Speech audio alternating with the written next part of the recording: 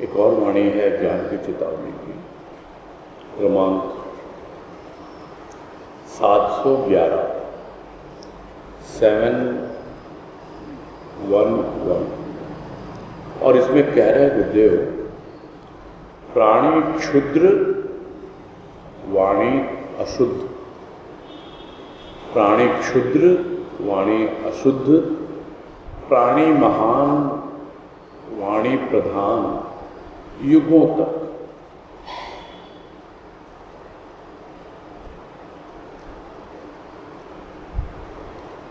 यह भाव की ही अवस्था है कि प्राणी अपने आप को क्षुद्र समझता है, अपनी क्षुद्रता में जीता है, या फिर अपने भीतर बैठे हुए उस महान से उसका संपर्क हो गया तो अपने आप ही महान का भाव जागृत हो गया। क्षुद्रता क्या है? जिस तरह हम देखते हैं कि नाली का कीड़ा है, वहीं बुलबुलाता रहता है, वही उसका स्थान है, वही उसका घर है, वही उसका जीवन है। ये तो एक स्थूल उदाहरण है। उसी प्रकार जो अपने आप को क्षुद्र मानते हैं, वो दुनियादारी में, स्थूल की बातों में, तेरे मेरे में, उसी में लगे रहते हैं, उसी तरह बुलबुलाते रहते हैं, परेशान होते रहते हैं। इसलिए वो जो कुछ भी बोलते हैं वो अशुद्ध होता है, शुद्ध नहीं होता, वो गलत होता है, वो झूठा होता है। तो जो प्राणी जितना ज्यादा स्थूल में रमा रहेगा, वो उतना ही ज्यादा असत्य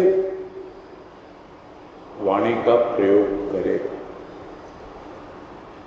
सत्य उसके जीवन में आसानी से नहीं उतर पाता, और जो भी वाणी का प्रयोग करेगा वो मिथ्या ही होगी। और इसी प्रकार हम देखते हैं जितने भौतिकवादी, स्थूलवादी व्यक्ति हैं, कितने ज्यादा झूठ बोलने में माहिर हो जाते हैं कि साधारण प्राणी के लिए पता लगाना कठिन हो जाता है कि ये झूठ बोल रहा है या सच बोल रहा है, ये वाणी शुद्ध है या अशुद्ध है, समझना मुश्किल हो जाता है। किंतु जो अपने आप को देखना सीख लेता है, जो दुनिया को देखना सीख लेता है, उसी को तो हम कहते हैं कि उसकी चेतना जाग गई। उसी को तो हम कहते हैं ज्ञान उसके जीवन में आ रहा है। तो खुद की वाणी तभी तक अशुद्ध होती है जब तक हम स्थूल के भाव में जीते हैं और स्थूल का ही व्यापार करते हैं, लेन देन करते हैं।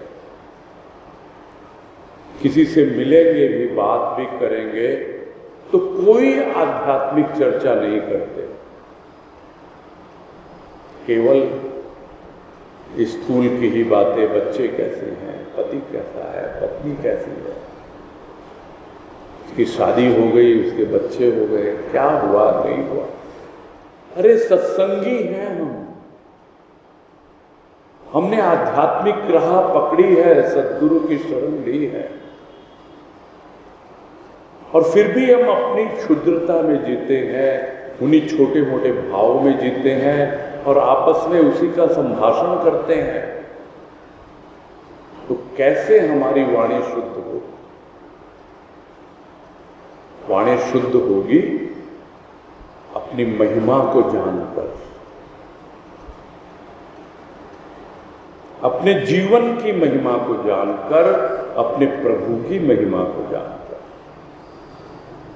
कि मैं क्षुद्र नहीं, मैं महान की संतान। परमात्मा मेरे भीतर ही बैठा है आत्मा बनकर। परमात्मा से बड़ा कोई नहीं और आत्मा से बड़ा भी कोई नहीं। मेरे भीतर है वो महान, मुझे उसकी महिमा समझनी है। और जब उसकी महिमा समझने लगता है और उस भाव में जीता है, वही प्राणी जब कोई वाणी बोलता है तो वो वाणी इतनी शुद्ध वाणी होती है कि लोगों के हृदय को स्पर्श करती है। स्पर्श ही नहीं करती, युगों युगों तक वो वाणी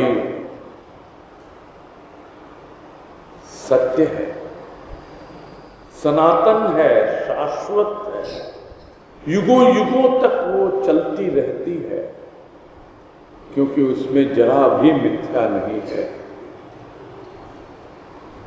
वो वाणी सत्य पर आधारित है, सत्य के लिए है। इसलिए कह रहे हैं गुरुदेव, यदि प्राणी महान हो जाए तो उसकी वाणी लोगों के लिए प्रधान हो जाए, महत्वपूर्ण हो जाए। युगों तक जैसे आज सद्गुरु की वाणी हमारे लिए प्रधान है, बहुत महत्वपूर्ण है। क्यों?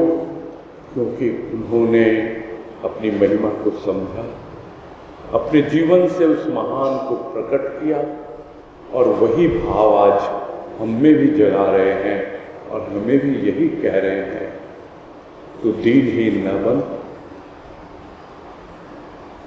तू महान की संतान है, तू ही महान है। यह समझ ले, जान ले, तभी तेरा जीवन सफल।